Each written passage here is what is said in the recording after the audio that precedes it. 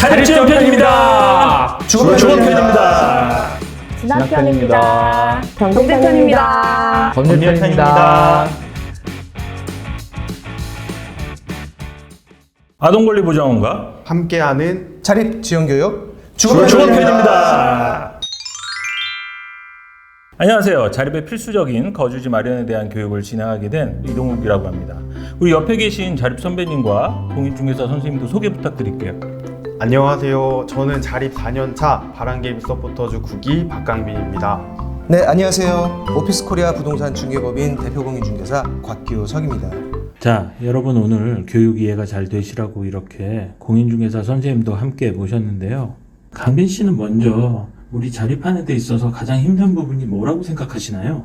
저는 오늘 이 내용이 주거교육이라서가 아니라 실제로 집을 구할 때 가장 어려웠던 것 같아요. 저희는 퇴소할 때 LH집을 구해서 나가야 되는데 그 절차가 너무 복잡했던 것 같아요. 우리 전문가이신 공인중개사 선생님은 어떻게 생각하시나요? 네, 복잡하기도 하지만 이 제도에 대해서 잘 모르는 친구들이 아직 많아요. 국토부나 LH에서 여러 가지 채널을 통해서 홍보를 하고는 있는데 아직 절차라던가 이 기본적인 진행 방법을 잘 몰라서 활용을 못하는 경우가 좀 많습니다. 그런 면에서는 오늘 교육이 아주 유익한 교육이 될 것 같아요. 자, 먼저 주거 형태에는 월세, 전세, 기숙사, 쉐어하우스 등 다양하게 형태들이 있지만 저희가 이 비용을 몇 천만 원, 몇 억 하는 그런 비용들을 전부 마련해서 집을 구하기에는 어려움이 있잖아요. 그래서 저희가 추천하는 제도 중에 하나가 LH입니다. 지금 강빈 씨도 사는 곳이 LH인 거죠?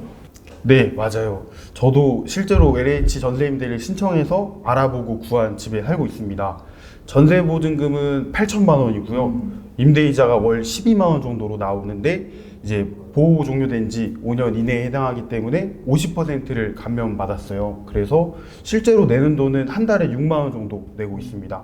그리고 별도로 관리비가 또 6만 원이 나가고 전기세랑 가스요금 합쳐서 5만 원 이하로 나가는데 이제 수급자 친구들은 더 감면을 받을 수가 있다고 합니다. 야, 이런 집이 없습니다, 세상에.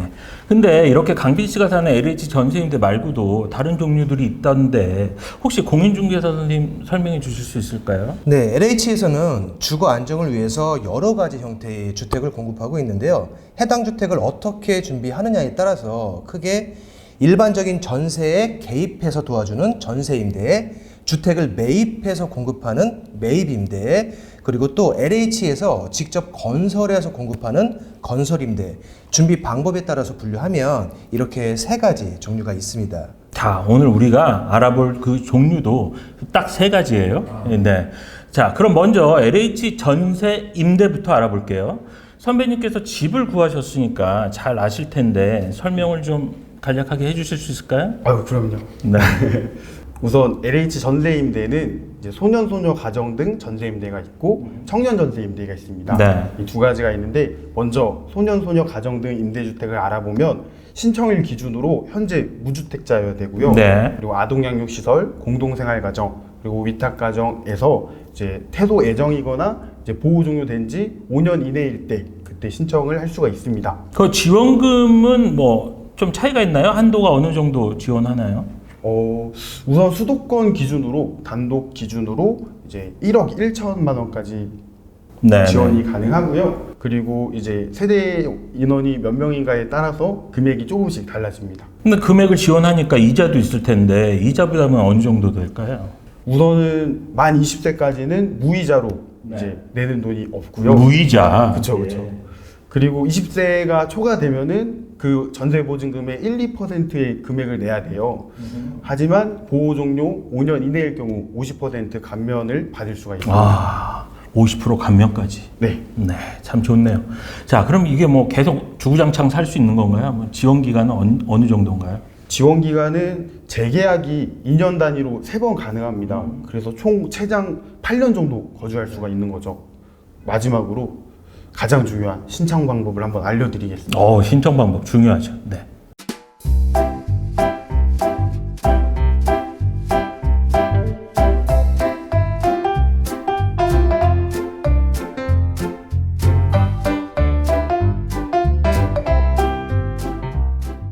청년 전세 임대는 그 소년 소녀 가정 등 전세 임대와 같이 그 신청일 현재 무주택자여야 되고 만 19세부터 만 39세의 청년이라면 누구나 지원이 가능하지만 저희 아까 말했듯이 보호 유형에 따라서 이제 종료 예정이거나 종료된 지 5년이 지나지 않은 사람은 1순위에 해당합니다. 1순위. 기억하십시오. 1순위. 네. 1순위로 신청할 수가 있고 네. 그리고 소년소녀와 조금 다른 점이 지원 한도액이 수도권 기준으로 1억 2천입니다. 1,000만 원이 올랐네. 1억 2천. 네. 그리고요. 이자는 이자도 소년소녀 가정이랑 똑같은데 대신 다른 점이 있다면 네. 그 임대보증금 100만 원을 준비해야 합니다. 자, 100만 원이 있어야 돼. 자, 그리고 지원 기간은요. 지원 기간은 이제 재계약이 또 2년 단위로 2번 연장이 가능합니다. 그래서 총 최장 6년 동안 거주할 수 있습니다. 네, 네. 자, 그럼 이것도 신청 방법을 좀 정리해 주시죠.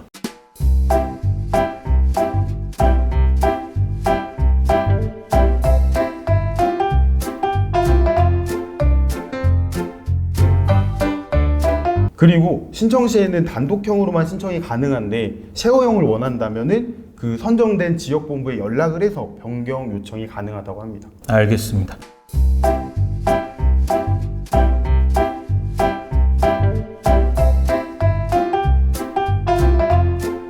자, LH 전세 임대에 대해서 알아보았는데요. 이 외에도 지원받을 수 있는 제도가 있을까요?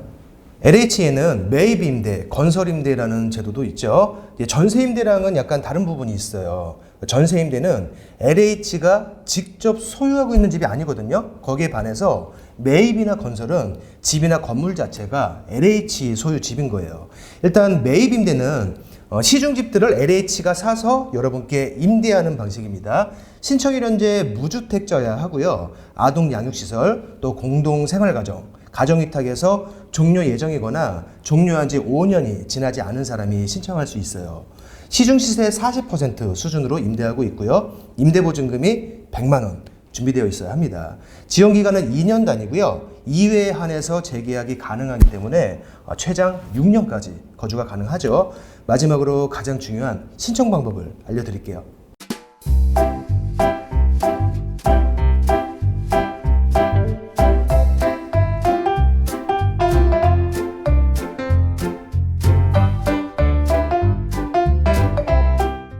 공고는 LH 청약센터나 아동권리보장원 홈페이지 공고문을 잘 확인해 보셔야 되는데요. 매물이 한정적이기 때문에 경쟁이 치열할 수밖에 없다는 점을 여러분 꼭 기억하셔야 됩니다. 네, 건설임대에는 LH와 아동권리보장원이 업무 협약이 되어 있어요. 이 업무 협약을 통해서 자립준비 청년이 영구주택, 국민주택, 행복주택을 지원할 때 여기에 대해서 우선 추천이 가능합니다. 보호 종료는 6개월 전부터 보호 종료 예정자 및 보호 종료가 또 지난 아동이라고 하더라도 5년 이내라면 신청을 할 수가 있어요. 해당 제도는 상시 접수로 아동권리보장원에 신청 서류를 작성해서 이메일로 접수하면 LH에서 대상자의 희망지역 그리고 임대 유형을 고려해서 건설임대주택을 물색하고 배정합니다. 입주까지 최소 1개월에서 3개월 정도 소요가 되고요. 아동권리보장원 공지사항에서 건설임대주택 우선추천제도 공지를 확인하실 수 있습니다. 이렇게 매입임대나 건설임대와 같이 LH가 직접 소유해서 제공하는 이런 주택들은 중요한 옵션들이 이미 다 들어가 있어요. 그렇기 때문에 일반 전월세에 비교해서 살림살이를 준비하는데 큰돈이 들어가지 않는다는 장점도 있습니다. 건설임대 또한 매입임대와 마찬가지로 임대보증금이 100만 원 필요하고요. 월 임대료는 기본 임대료에 보증금 차액전환 임대료로 구성됩니다. 이 보증금 차액전환 임대료라는 것이 뭐냐면 우리가 보증금 차임전환 임대료라고도 표현을 하는데 예를 들어서 내가 돈에 조금 더 여유가 있어요. 그러면 보증금을 좀 더 올리고 월세를 조금 더 낮출 수 있는 그런 제도를 말하는 거예요.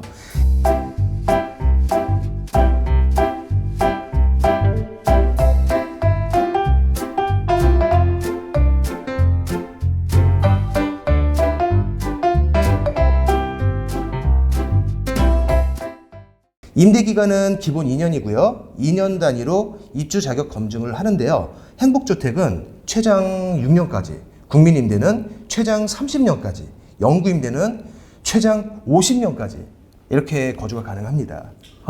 2021년 하반기부터 LH 주거지원제도 입주 대상이 기존 퇴소 예정 및 퇴소 5년 이내 무주택자에서 보호 연장 아동까지 대상에 추가되고 군 복무 등 불가피한 사정으로 퇴거한 경우 해당 기간은 보호 종료 5년 이내에 불산입하도록 개선된다고 하는데, 여기서 이제 이 불산입이라는 게 어려운 말이지만 어쨌든 그 기간을 늦지 않는다는 거죠. 5년 이내에.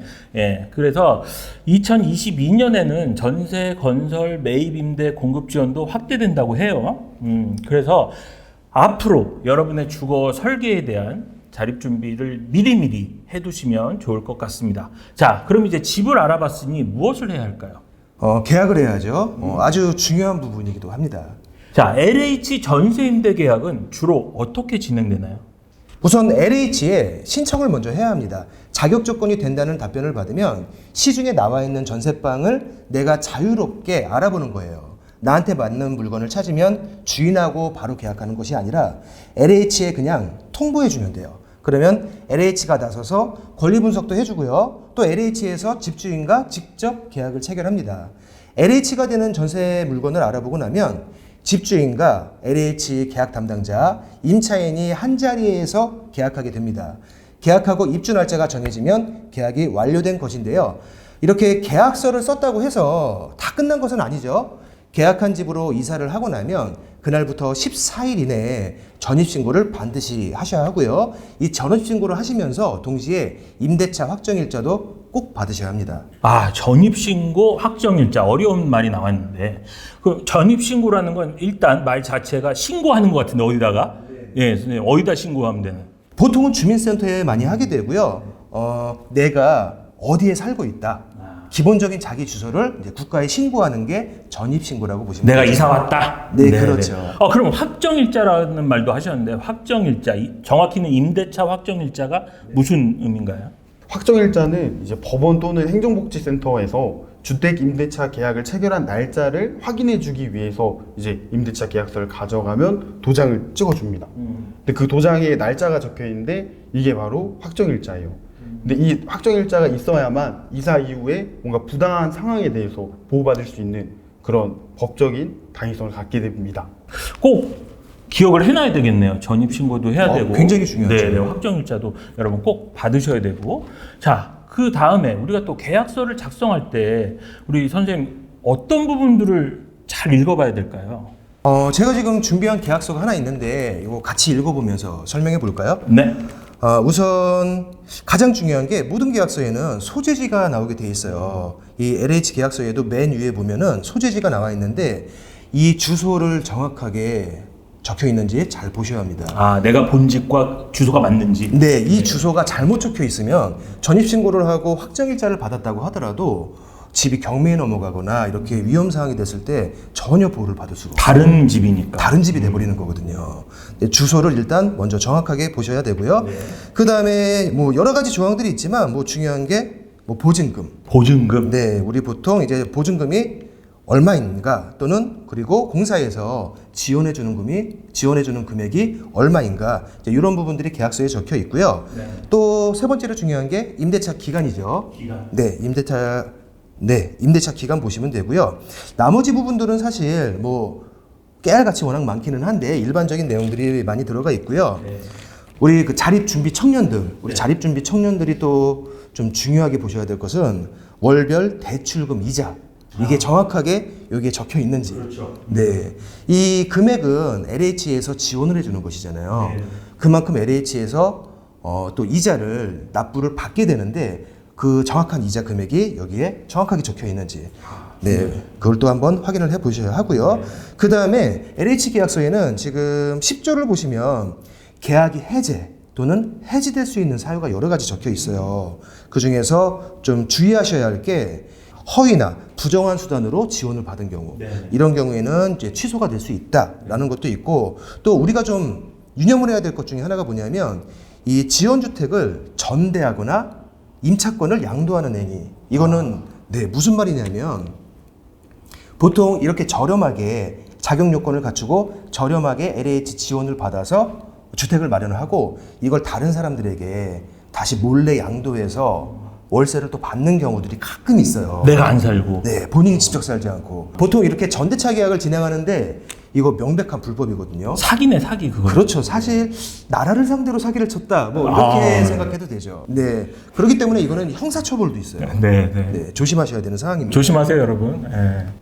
그리고 지원 대상자, 이제 본인 전화번호라든가 이름, 주민등록번호 이런 것들이 정확히 적혀 있는지 이 부분까지 좀 꼼꼼하게 확인하시면 계약서에 대한 것들은 뭐 완벽하게 작성이 된다고 보시면 되겠네요. 일단 정리하면 숫자를 잘 봐라. 맞습니다. 숫자가 틀렸나? 네, 맞아요. 콤마 하나가 더 생기면 큰일 나는 거잖아요. 맞습니다. 이게. 예. 그 기간도 잘 보고, 네. 그다음에 오타 없는지 한글 네. 잘 보고. 특히 금액적인 부분. 돈? 어? 네. 아이고 이건 미안한데. 돈 잘 봐야 돼, 그죠? 네. 아니 중요한 거 아니에요, 그죠? 맞죠, 뭐 잘못하면 중요하죠. 큰일 나는 거 아니에요, 자, 일단 계약서에 대해서 잘 정리를 해주셨고요. 또 우리 친구들 많이 얘기하는 게 가보니까 곰팡이 있고 말이죠. 만약에 집에 곰팡이 있고 장판이나 벽지가 상태가 매우 불량해 좋지 않을 때 어떻게 하면 좋을까요? 입주 전에 주인분들이 해주시는 경우도 있지만 아닌 경우도 사실 많아요. 그러니까 LH 전세임대 같은 경우에는 도배장판을 지원해주는 이 지원 제도가 있거든요. 도배장판까지. 네, 지원해줍니다. 굉장히 좋죠. 아 좋네. 네, 그러니까 이것도 알아두시면 좋을 것 같고요. 도배장판 지원 제도는 전세임대 유형별로 1회 신청할 수 있어요. 60만 원 한도 내에서 지원이 가능한데 이게 지역별로 물가가 조금씩 다르잖아요. 아, 그렇죠. 지역별로 금액이 조금씩 다를 수 있거든요. 그러니까 미리 한번 확인해 보시는 것도 좋겠죠. 맞습니다. 집 구하는 시기에 맞춰서 여러분에게 적합한 제도를 선택하는 게 중요한 것 같아요. 잘 모르는 친구들을 위해 자립준비 청년 전용 상담센터 LH 유스타트 상담센터도 마련되어 있으니까 1670-2288 1670-2288로 전화하셔서 상담도 가능합니다. 임대주택 공급 정보와 주거지원제도 정보를 맞춤형으로 제공해 준다고 하니까요. 많이 이용해 보시면 좋겠습니다. 또한 LH 청약센터 홈페이지 분양 임대 가이드를 참고하시거나 전세 임대 포털 혹은 마이홈 포털 홈페이지 주거복지 청년주거지원 자립준비 청년 탭이 별도 구성되어 있으니까 이 점도 여러분 참고해 주시면 좋겠습니다. 자, 이제 본격적으로 집 구하는 실전편. 네. 실제적으로 집을 구할 때 어떻게 해야 되는지 정리를 해볼 텐데 우리 강빈 씨는 어떻게 집을 알아보셨나요? 저는 부동산 어플리케이션을 많이 이용했어요. 그 직접 구하는 방, 다 있는 방을 사용했고요. 그렇죠. 이제 어플이나 PC에서 접속하면은 그 화면 내에서 희망 지역을 검색하고 매물들을 선택하면은 이제 공인중개사분들께 문자를 돌릴 수 있는 문의 기능이 있어요. 그래서 저 같은 경우에는 대략 한 3-40군데의 문자를 남겼었는데 3-40군데? 그렇죠. 복사 붙이기로 했는데 연락이 오는 분이 사실 적었어요. 엄청 적었어요. 그래도 직접 만나서 이제 여러 군데 순회하면서 이제 여러 매물을 볼 수 있었고, 근데 실제로 어플에 없는 집들도 많더라고요. 그래서 직접 만나고 알아보는 과정이 참 중요한 것 같아요. 네, 강민 씨가 말씀하셨던 것처럼 주로 직접 부동산을 이렇게 돌아다니시거나 다양한 부동산 애플리케이션에서도 알아볼 수 있습니다. 또한 마이홈이나 전세 임대 포털 사이트에서 매물을 보시는 것도 추천해 드립니다. 야, 여러분 그동안 정보만 들으시느냐고 힘드셨죠? 우리 이쯤에서 강빈 씨는 진짜 어떤 집에 살고 있는지 함께 보러 가볼까요? 아시죠? 예. 안녕하세요. 자립준비 청년 박강빈이라고 합니다. 이전 시간에는 다양한 주거지원 제도를 통해서 어떻게 주거지를 마련할 수 있는가에 대한 방법을 알아봤다면 실제 당사자의 오, 말씀을 굉장히 잘하세요. 이번 시간에는 실제 당사자인 제가 어떻게 집을 구했고 어떻게 생활하고 있는지에 대해서 이야기를 해보려고 합니다. 브이로그 저는 체질이네. LH 소년소녀 등 전세임대 주택을 통해서 주거지를 마련했고요. 지금 살고 있는 이 집은 재계약 2회차예요. 그래서 실제로 제가 사용했던 계약 당시에 작성했던 계약서를 가지고 왔어요. 개인정보가 담겨있기 때문에 필요한 부분들을 한번 읽어드릴게요. 네, 우선 지원주택의 표시로 소재지, 이 지원주택의 주소가 적혀 있고요. 건물 면적은 37.343제곱미터라고 적혀 있는데 평수로 환산하면 약 12평 정도 된다고 합니다. 그리고 전세보증금은 8천만 원으로 적혀 있고요. 임대차 기간은 실입주일로부터 2년의 기간이 명시되어 있습니다. 그리고 월 이자도 봐야겠죠. 저희가 실제로 내야 되는 금액이니까. 저는 13만 3,330원을 내기로 약속되어 있는데 아직 보호 종료가 된 지 5년 이내이기 때문에 절반의 금액을 감면받습니다. 그래서 실제로 납부하는 금액은 6만 6,660원이네요. 무차는 굉장히 저렴해요. 납부기한은 매월 말일이고 저는 휴대폰으로 자동이체를 신청해놔서 이제 말일에 자동으로 빠져나가고 있습니다. 연체할 수 있어요. 그렇죠. 밑에 지원 주체 LH와 지원 대상자인 저의 정보가 적혀 있고요. 계약서 상의 내용은 이 정도만 보고 실제로 제가 어떻게 생활하고 있는지 저의 집을 한번 보여드리겠습니다. 가시죠. 기대됩니다. 이렇게 현관에 들어오시면 신발장이랑 이중문이 있어요. 이 문을 열면 집 안으로 들어가게 되는데요. 이렇게 거실이랑 부엌이 같이 있습니다. 먼저 부엌의 주거 체크리스트 중에 싱크대 수압은 괜찮은지, 그리고 이제 악취가 없는지 그렇죠. 중요하죠. 중요하죠. 또 확인을 해봐야 되는데 한번 볼게요.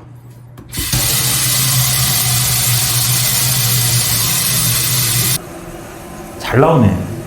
저 정도면 잘 나오네. 자립하신 지 몇 년 되셔가지고 그 포인트를 잘 아시는 것 같아요. 네, 네. 그리고 물도 잘 빠지죠? 아주 좋아요. 그리고 악취가 없는지 확인해 볼게요. 네, 악취도 없습니다. 그리고 보시면 제가 집에서 되게 간단히만 해먹는 편이라서 조리도구나 식재료가 많진 않아요. 이렇게 부엌이 있고요. 그 냉장고 위에는 저를 강하게 만들어주는 프로틴과 운동기구들이 있습니다. 저거 위험한데? 그리고 여기에는 전자레인지랑 아침에 여유를 가져다주는 커피 머신이 있습니다. 보시면 제가 가구를 이렇게 수납이 용이한 조금 이동식 가구들만 사용하고 있어요. 왜냐하면 실제로 회사 생활을 하거나 대학교를 다닐 때 이사를 자주 가게 되더라고요. 이 지역적인 게 있으니까. 그래서 이렇게 접이가 용이한 가구들을 쓰고 있습니다. 이사 갈 때마다 짐을 옮기고 몇 개는 버리고 그 과정이 좀 힘들었던 경험이거든요. 그래서 저는 이렇게 쓰고 있습니다. 근데 정리를 나름대로 잘 하셨어요. 깔끔하네요. 네, 깔끔해요. 여기서는 이제 학교 수업을 듣거나 업무를 보고요. 여기서는 밥을 먹습니다. 네. 그리고 여기에는 뭐 패드나 각종 전자제품이 있고 이렇게 제가 읽고 모아둔 책들이 있습니다. 책이 많네, 책이. 지식이. 우리 자립 선배님 지금 대학생이시잖아요. 이게 대학교가 현재 비대면으로 수업을 진행하고 있어서 그 화상 수업에서 배경을 이렇게 서재로 한다면 지적인 이미지를 연출할 수 있습니다. 아주 좋아요. 이 퍼즐은 제가 나중에 좋은 사람과 결혼해서 경제적인 자유도 얻고 행복한 삶을 살았으면 좋겠다는 의미에서 퍼즐을 맞췄어요. 브이로그 찍는다고 청소를 좀 잘 하신 것 같아요. 구석구석에 제가 이런 거 잘 보거든요. 이 구석에 먼지가 있는 포인트가 있는데 전혀 없어요. 보면 TV가 있긴 한데 제가 평소에 TV를 잘 안 봐요. 네. 여기는 그 청소 코너. 뭐 물걸레, 청소기, 빗자루, 그리고 마대도 있고요. 분리수거통이랑 쓰레기통이 있습니다. 그리고 지금 더워서 에어컨을 켜놨고요. 전기세나 가스요금 같은 경우는 아무리 많이 나와도 한 달에 합쳐서 5만원 정도 나가고 있어요. 네, 다음으로 이렇게 옷방으로 가볼게요. 우선 티셔츠나 니트 같은 건 개에서 여기 서랍장 안에 넣어놨어요. 여기에는 행거에는 여름옷이랑 가을옷을 꺼내놨는데 가을옷이 훨씬 많네요. 깔끔해. 네, 그렇고요. 빨래바구니는 옷을 넣는 빨래바구니랑 수건 넣는 빨래바구니 분류해서 사용하고 있고요. 이게 부풀 제거기랑 돌돌이 섬유 탈취제를 구매해 놨어요. 그리고 이거는 겨울옷 담아둔 박스고요. 전에 맞췄던 퍼즐 액자들. 보통은 이렇게 옷걸이에 툭툭 던져놓고 이러는데 옷들. 그렇죠. 네. 전혀 네. 현실적이지 않은 인위적인 모습. 맞아요. 약간 인위적인 네, 모습. 잘 보고 있습니다. 네. 이게 근데 진짜 완전 자연 그대로. 아 자연 그대로 냄새가 나겠네요. 그리고 거울. 네. 세탁실 보여드릴게요. 세탁실. 이제 베란다라고 표현하면 안 되고 정식 명칭은 발코니라고. 발코니. 네, 여기서 하나 또 배우고 갑니다. 발코니. 베란다는 이제 옥상에 있을 때 윗면적과 아랫면적의 차이가 날 때 남는 공간, 옥상에서 거기를 베란다라고 하죠. 보시면 이렇게 세탁기랑 행거들이 있고요. 그리고 제가 트레이닝 할 때 입는 땀복, 땀을 아주 잘잘 흘립니다. 좋아요. 그리고 이거는 학교 후배한테 선물 받았던 건데 제 이름이 각인돼 있어요. 박강빈 우산. 아주 좋아요. 이렇게 우산들이랑 트레이닝복을 말려놨고요. 이렇게 보일러도 있고요. 네, 좋아요. 이번에는 침실로 안내하겠습니다. 따라다라따.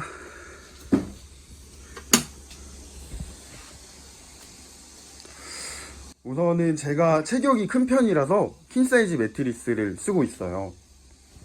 침구류는 회색 계열로 구비를 했고요. 원래는 침대 프레임을 썼었는데 이사 갈 때 버리고 가는 경우가 많더라고요. 그때마다 대형 폐기물 스티커 붙이고 옮기는 과정이 힘들었던 기억이 있어가지고 이렇게 설치와 분해가 용이한 폼 형태를 쓰고 있습니다. 프레임 없이. 저건 좋은 것 같아요. 근데 저도 저렇게 사용하고 있는데 네. 저게 청소도 쉽고 그걸 굉장히 맞아요. 좋더라고요. 이건 이제 손님들이 오셨을 때 제가 바닥에서 자려고 추가로 구비해둔 매트리스, 이불, 베개예요. 보시면 커튼이 없어요. 저는 자립을 시작하면서부터 커튼을 사본 적이 단 한 번도 없거든요. 그 이유는 제가 나름 감성적인 편이라서 해가 뜨는 걸 보면서 일어나고 달이 뜨는 걸 보면서 자는 것을 좋아합니다. 네. 그래서 보시면 채광도 아주 좋은 편이에요. 채광이 거의 최강이죠. 네. 그리고 밖에를 보시면 이렇게 산과 하늘과 구름과 함께하고 있습니다. 근데 이 전망이나 이런 게 괜찮은 것 같아요. 앞에 좀 트여 있고. 뭐가 괜찮네. 없네. 근데 열면 바로 옆집이 보이는 줄 알았는데 그런 게 아니네요. 이거를 LH 전세임대 제도를 통해서 지원받아서 구하신 거죠? 네. 아주 좋습니다. 네. 그리고 여기는 제가 좋아하는 캐릭터를 진열한 공간이에요. 이렇게 보시면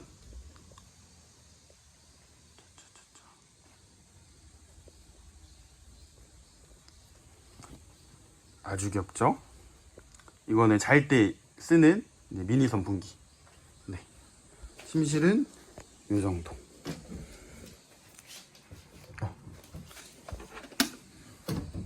네, 다음은 화장실입니다. 화장실은 이렇게 깔끔하게 사용하고 있습니다. 화장실에서도 체크리스트로 세면대에 물이 잘 나오고 잘 빠지는지 봐주셔야 되고, 샤워기도, 그리고 변기물도 잘 내려가는지, 그리고 환기구에서도 환기가 잘 되고 있는지를 확인해 주시면 됩니다. 우선 세면대 수압을 확인해 볼게요.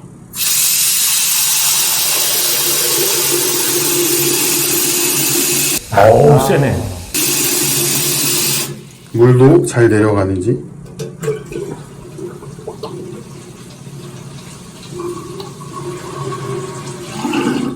네, 좋아요. 그리고 샤워기도 한번 볼게요.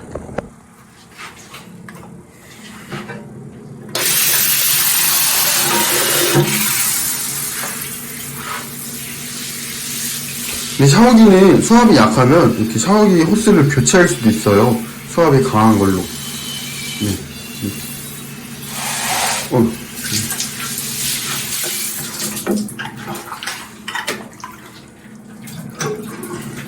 그리고 다음으로 변기물도 잘 내려가는지 봐줘야겠죠?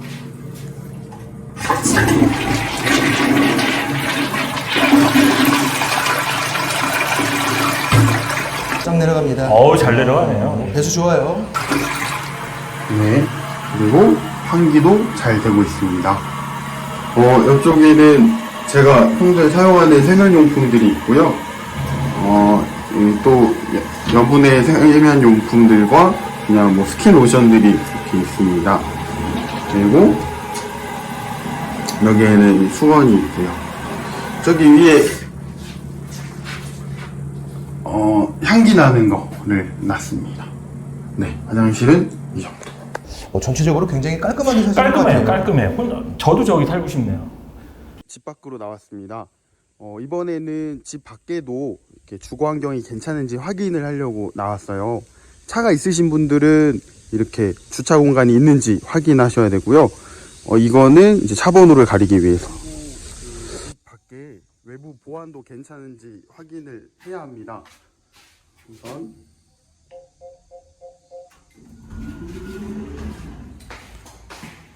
보시면 뭐 엘리베이터? CCTV가 있어요.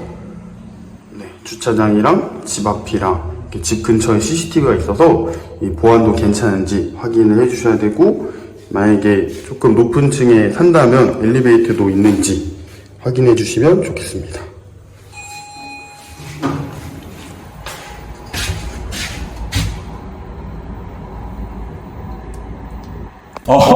야, 강빈 씨 브이로그 잘 봤습니다. 네, 아니, 굉장히 어쩌- 근데 깔끔하신가 봐요, 성격이. 진짜 너무 집이. 네. 나도 살고 싶어 그 집에. 와, 저도요. 아주 깔끔 그 자체. 자, 강빈 씨 브이로그 우리가 이렇게 잘 봤는데 후배들을 위해서 이렇게 참 열심히 촬영을 해주셨는데, 강빈 씨는 저 집을 어떻게 정하셨나요? 저는 그 주거 체크리스트를 이제 작성을 하면서 했습니다. 이게 자립정보부에도 있고 이제 인터넷에서 쉽게 검색해서 알아볼 수가 있어요. 요즘에 진짜 강빈 씨처럼 청년들이 체크리스트 작성해서 집을 보러 다니시는 분들이 많죠. 우리 때 그냥 막 보고 다녔는데, 원하는 부분들이 사람마다 다 다르니까 본인마다 체크리스트가 달라질 수 있지 않겠어요? 우선순위가 다를 테니까. 그래서 여러분도 여러분만의 그런 체크리스트를 만들어서 활용하시면 좋겠다는 생각이 돼요. 일단은 체크리스트에 대표적으로 위치, 옵션, 보안 뭐 이런 거 많이 보시는 것 같아요. 네, 맞습니다. 기본적으로 집 내부의 상태를 체크하실 때 이런 체크리스트를 활용하시면 좋고요. 가끔이지만 이 에어컨이 없는 집이 또 있을 수 있어요. 더운데. 네, 우리가 전기밥솥이나 이런 것은 우리가 살 수도 있지만 에어컨은 금액이 이게 크잖아요. 예. 그러다 보니까 또 남의 집에 새 살면서 그걸 내 돈으로 설치할 수도 없고요. 이런 에어컨이나 붙박이장 이런 부분들을 좀 살펴보시면 좋죠. 네. 네, 근데 미리 알고 계셔야 하는 게 모든 게 만족스러운 집은 없습니다. 진리입니다, 여러분. 이게 진리예요. 네. 모든 게 만족스러운 집은 없어요. 만약에 집을 직접 지신다 그래도 내가 집을 지어도 짓고 나면 한두 가지 정도는 뭔가 이렇게 만족스럽지 못한 부분들이 있거든요. 본인이 어떤 부분에 중점을 두고 싶은지 본인만의 체크리스트를 미리 준비해서 상중하 또는 한 1점에서 5점까지 이렇게 점수를 매기면서 보시면 좀 혼동을 피하실 수가 있겠죠. 맨 상위에 지금 있는 항목이 교통 편의성이에요. 뭐 직장을 다니시는 분들은 직장하고 가까운지 또는 대학생들도 있잖아요. 학교를 가기 위한 어떤 교통편이 괜찮은 위치에 있는지 이런 것들 좀 보시고, 이게 굉장히 중요해요. 학교 다니고 직장 다니는데 멀어봐. 도보가 뭐 지하철역이 한 10분이 넘어가면은 사실 여름철이나 겨울철에 힘들어요. 근데 또 먼데 굉장히 저렴하다.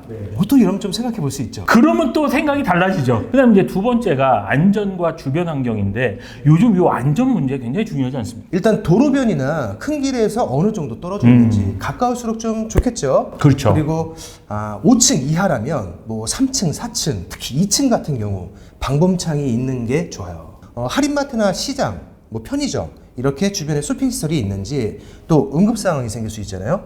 병원, 약국 주변에 좀 체크해 보셔야 되고요. 건물 내 CCTV가 뭐 있다라고 하면 사실 보안 부분에서는 점수를 조금 더 줄 수가 있겠죠. 요즘 가짜 붙여 놓으시는 분들이 있어가지고. 맞아요. 그거 진짜 3,000원. 체크를 해봐야 돼. 그리고 또 우리 청년들은 또 요즘 중요한 게 편세권. 그잖아요. 중요합니다. 집 주변에 편의점 있나요?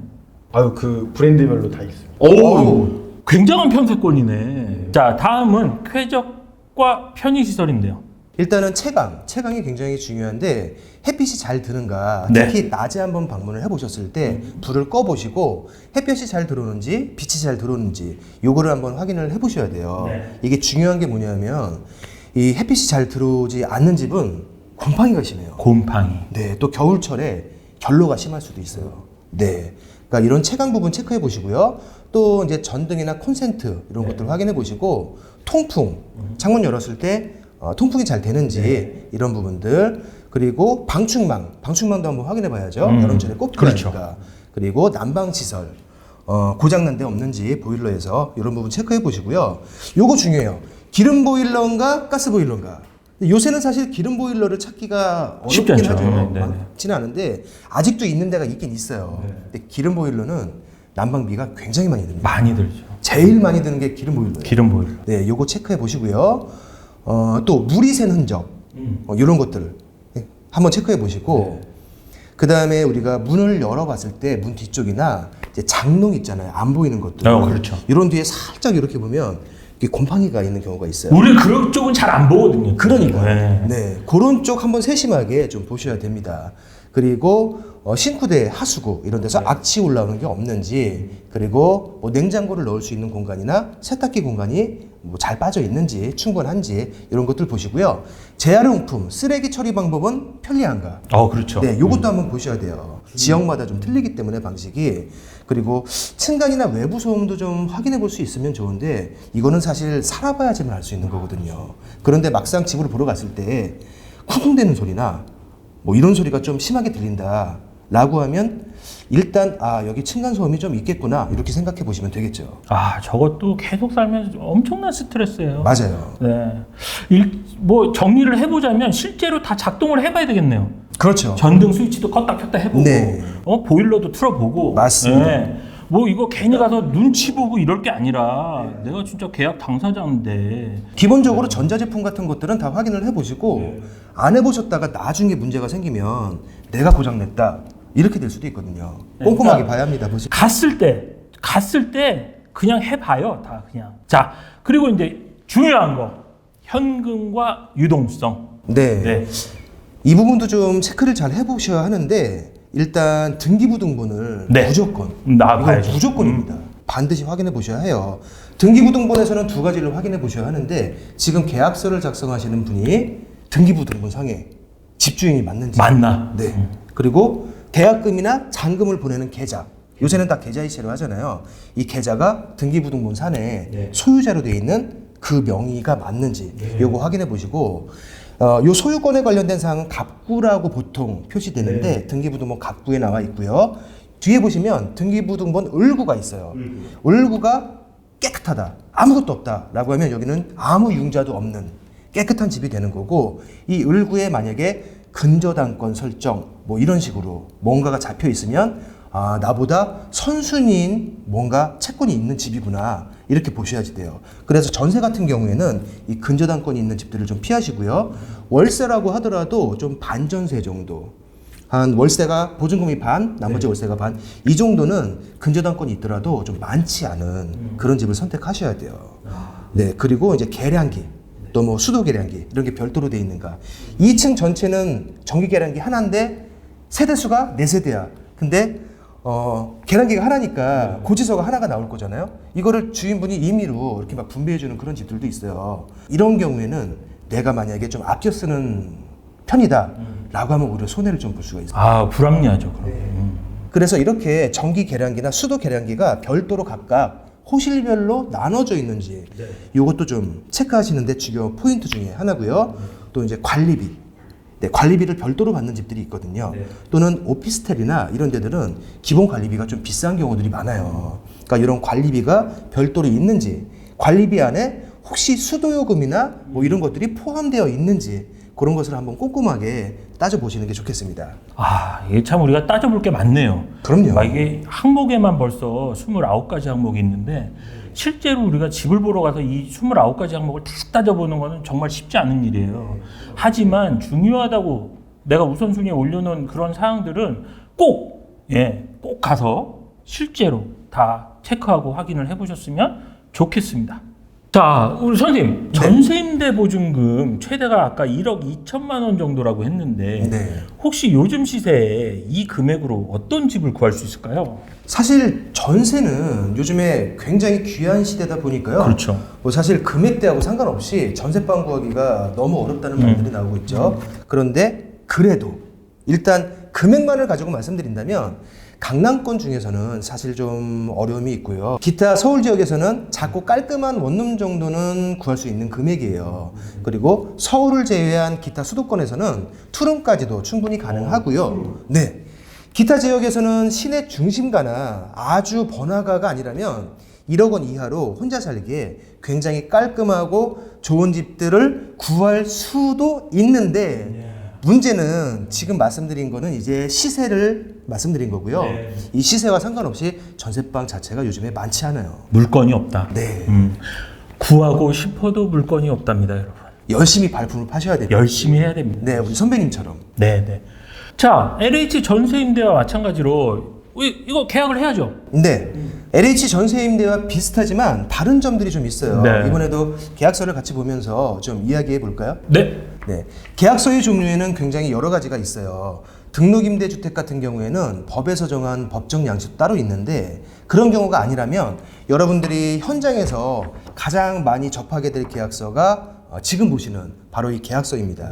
이건 한국공인중개사협회에서 권장하는 계약서 양식이고요. 많은 공인중개사분들이 이 계약서 양식을 사용하고 있어요. 우선 주소를 잘 봐야 합니다. 주소? 네, 주소가 잘못 기재되면 확정일자를 받더라도 보증금 보호를 못 받을 수 있어요.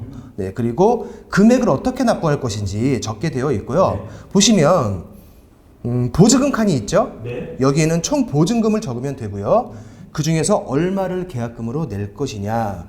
보통은 계약서를 작성하면서 보증금의 10%를 먼저 내는 것이 관례인데 근데 이거는 법으로 정해진 건 아니에요. 네, 그러니까 임대인과 임차인 사이에서 협의만 된다면 조금 더 주거나 아니면 조금 덜 내거나 이렇게 계약금은 약간씩 가감할 수도 있고요. 그렇군요. 네. 또 중도금 칸이 있는데요. 매매에서는 모르지만 임대차에서는 대부분 중도금이 없고 바로 잔금으로 갑니다. 그러니까 보증금에서 계약금을 뺀 금액이 바로 잔금이 되겠죠. 네, 이걸 입주하는 날 집주인에게 지불하고 이사를 들어가는 거예요. 다음에 보시면 차임이라고 적혀 있는데 이건 월세를 말하는 겁니다. 월세가 있으면 매월 며칠에 선불로 낼지 후불로 낼지 이걸 결정해서 기재하면 됩니다. 자, 이 경우에도 집에 곰팡이가 있거나 장판이나 벽지가 상태가 안 좋다. 그럼 요건 또 어떻게 해야 될까요? 집주인분들이 입주 전에 해주시는 경우들도 있어요. 그런데 아닌 경우도 많거든요. 역시나. 네. 특히 월세가 전혀 없는 완전한 전세 같은 경우에는 주인분들도 매달 들어오는 돈이 없으니까 잘 안 해주시려고 하시는 그런 분들이 많이 계세요. 그런데 여기서 좀 하나 알아두시면 좋은 게 도배는 꼭 전체를 한꺼번에 다 할 필요는 없거든요.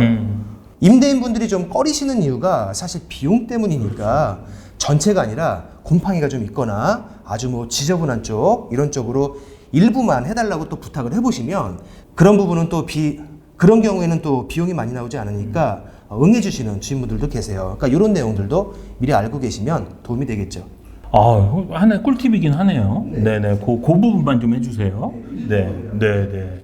자, 오늘 주거 관련 내용에 대해서 좀 살펴봤는데, 공인중개사님, 오늘 내용 말고도 우리 청년들이 집을 구할 때 특히 조심해야 할 주의사항들이 좀 있을까요? 네, 뭐 여러 가지 사항들이 있을 수 있는데요. 그 중에서 하나만 좀 말씀드리자면 온라인이나 SNS를 통해서 청년들끼리 주택을 직접 쉐어하는 경우들이 많이 있어요. 이 쉐어주택이라고, 쉐어하우스라고 우리가 표현을 하는데 주택을 공유하고 쉐어하는 것이 비용을 좀 절감할 수 있는 하나의 방법일 수도 있지만 여기서 가끔 사기가 발생하는 경우가 있습니다. 사기가 발생해요? 네. 간단히 예를 들자면요. 누군가가 자신이 전세 7천만 원에 살고 있다고 하면서 보증금 일부를 같이 부담하고 남는 방을 좀 쉐어하면서 같이 살자. 이렇게 하면서 또래의 친구들을 한두 명 모집하는 거예요. 그러니까 보증금 7천만 원이라는 것을 믿고 한 2천만 원쯤 주면서 이 집에서 같이 사는 건데요. 젊은 친구들한테는 굉장히 큰 돈이잖아요. 큰 돈이죠. 예, 전 재산이거든요. 네. 그런데 어느 날 그 사람이 사라지는 거예요. 호련이. 네. 나중에 알고 보니까 전세 7천만 원이 아니라 보증금 500만에 뭐 월세 50만 원 이런 식이었던 거죠. 이런 식으로 월세를 전세라고 속이면서 다른 사람한테 돈을 받고 다 써버리는 거죠. 그리고 나중에 문제가 생길 때쯤 사라져버리는 거예요. 이거 명백한 사기인데요. 경찰에 고발해서 나중에 잡고 나도 상대방은 대부분 이미 돈을 다 써버려서 없어요. 잡아도 대부분은 돈을 돌려받지 못하는데 우리 젊은 청년들 사이에서 이런 경우가 종종 발생합니다. 임차인들끼리 직접 쉐어하는 것은 원칙적으로 전대차 계약이기 때문에 임대차 보호법상의 보호도 제대로 못 받아요. 네. 이런 사기가 사회 곳곳에서 종종 발생하니까 우리 젊은 친구들은 좀 주의하실 필요가 있고요.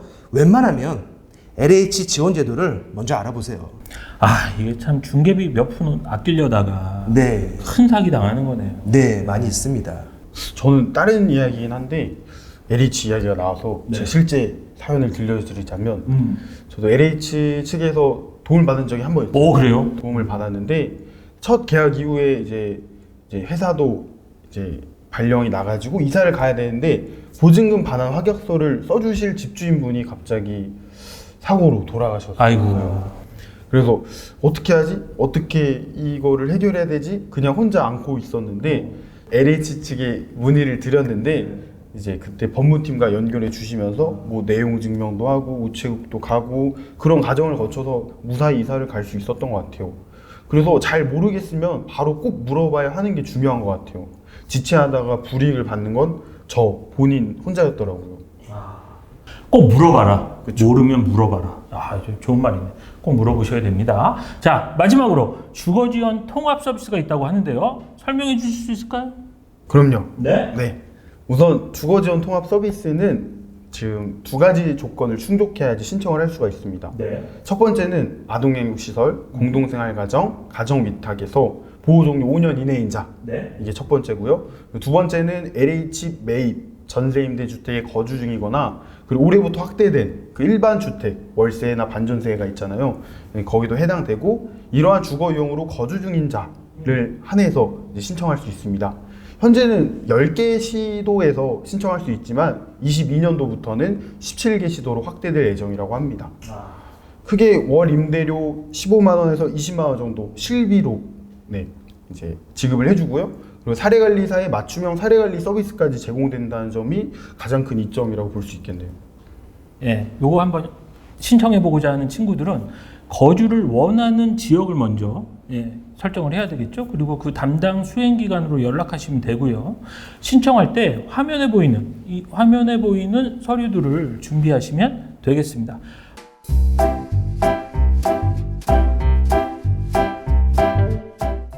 마지막으로 우리 자립 선배님 그동안 살아왔던 것들을 다 정리해서 우리 전해주고 싶은 팁이 있다면? 이것도 제 경험담인데 그 매물을 이제 발품하는 시기도 좀 중요한 것 같아요. 시기. 그렇죠. 집을 구하는 시기도 중요한데 제가 처음 LH 전세임대주택을 구하려 했을 때 인근에 있는 대학교의 개강식이었어요. 이제 대학생들 막 올라오고 지방에서 집 구하고 한창 이제 부동산도 바쁘고 LH 측도 바빠가지고 매물도 없고 그래서 매물을 구하는 건 항상 어렵지만 그때 시기가 더 어렵게 느껴졌던 것 같아요. 그래서 보다 원활한 시기에 신청을 하고 집을 구하면 더 다양한 매물을 볼 수 있고 꼼꼼하게 또 체크리스트도 작성해 볼 수 있는 그런 여건이 마련될 것 같아요. 그 시기에 몰리는 게 발등에 불 떨어지면 하니까 그래요. 미리미리 좀 알아보면 되는데. 네, 그리고 이 대학가 같은 경우는 특히 1월 달 좀 지나면서 2월 정도 되면은 근처에 방들이 많이 없어져요. 개강식에 항상 맞추거든요. 여러분 이거 꼭 기억해 두시고 여러분이 또 대부분 고등학교 졸업하는 시기에 또 직구하기 시작한단 말이죠. 2월, 그렇죠. 3월에. 그러니까 그거 좀 앞서서 미리미리 좀 알아보는 그런 자세를 가지시면 좋겠습니다. 네. 자, 오늘 이렇게 주거 자립교육을 위해서 와주신 공인중개사 선생님과 우리 자립선배 강빈 씨께 감사드리고요. 중개사님 어떠셨나요? 오늘 두 분 만나 뵙고 굉장히 재밌었어요. 저도요. 네, 그리고 여러 가지 오늘 정보들을 또 저도 몰랐던 정보들을 많이 들을 수 있어서 굉장히 유익한 시간이었던 것 같고요. 영상을 보고 있는 우리 친구들이 이 영상을 꼭 참고해서 꼭 좋은 집 안전하게 잘 구하셨으면 좋겠습니다. 네. 자, 우리 선배님은? 저도 일단 많이 배워갑니다. 저는 전세임대밖에 이제 신청을 안 해봤었는데 그 중개사 분께서 또 매입임대나 건설임대도 알려주시니까 그런 유형도 내가 지원받을 수 있구나. 그리고 어쨌든 내가 노력한 만큼 좋은 집에 살 수 있구나라는 걸 새삼 또 한번 돌이켜보게 되는 것 같아요. 네, 다들 감사하고요. 네, 우리 함께 교육받은 친구들 수고 많이 하셨습니다. 앞으로 다가올 자립도 이렇게 차근차근 하나씩 준비해 나간다면 진짜 해보니까 아무것도 아니죠? 그럼 할 수 있죠? 그럼요. 네, 여러분도 똑똑한 자립, 안전한 자립 생활 시작하실 수 있을 거라고 확신합니다. 저희가 항상 여러분 곁에서 응원할게요. 자, 여러분 수고하셨습니다. 저희는 물러가겠습니다.